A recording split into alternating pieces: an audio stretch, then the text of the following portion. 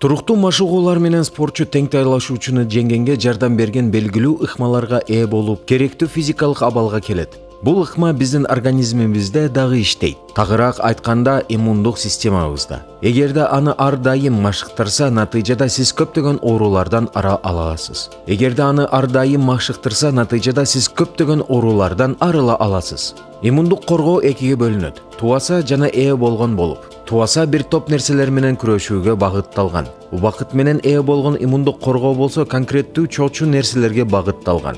Система козгогуч менен таанышканда дал экинчи иммунитет пайда болот. Бул иммунитеттин машыгуусу эң эле коопсуздук ыкма менен эмдөө.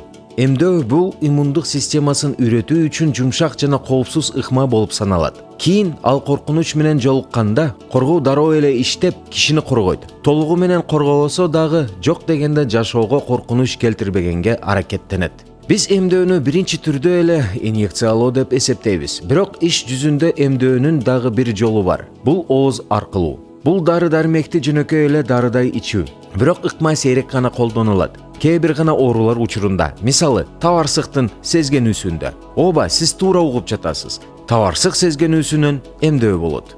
Көп учурда табарсыктын сезгенүүсү оорулар козгоочу бактериялардан пайда болот. Бул оору бөйрөктөргө жайылып кетсе, олуттуу көйгөйгө айланышы мүмкүн. Көпчүлүк учурда табарсык сезгенүүсү менен аялдар оорушат. Бул анатомиялык өзгөчөлүктөр менен байланыштуу. Аялдардын табарсыгы эркектердикине караганда кыска жана кеңирээк. Аялдардын түтүгү эркектердикине караганда кыска жана кеңирээк. Ошондуктан оору аялдардын табарсыгына оңой эле жетип алышы мүмкүн.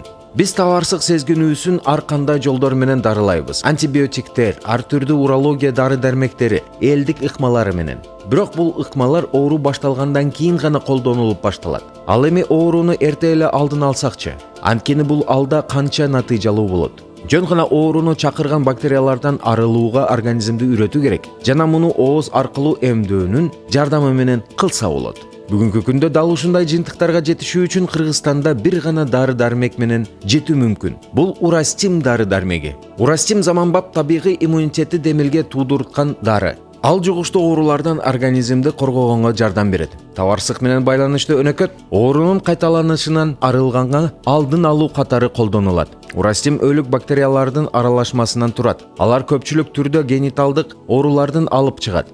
Дары башка түрдөгү эмдөөлөр учурундагы терс таасирлерден арылтырат. Урастим табарсык сезгенүү оорусунун кайталышынын жаштыгын азайтат. Урастим табарсык сезгенүү оорусунун кайталышынын жаштыгын азайтат. Дары-дармекти колдонуу учурунда бактериалдуу активдүүлүк жана сезгенүү азаят. Урастим дары-дармегинин натыйжалуулугу клиникалык изилдөөлөр менен ырасталган. Эгерде сизди табарсык сезгенүүсү тынч койбосо, урастимди 2 ай бою ичиңиз. Эртең менен ач карынга 1 таблеткадан.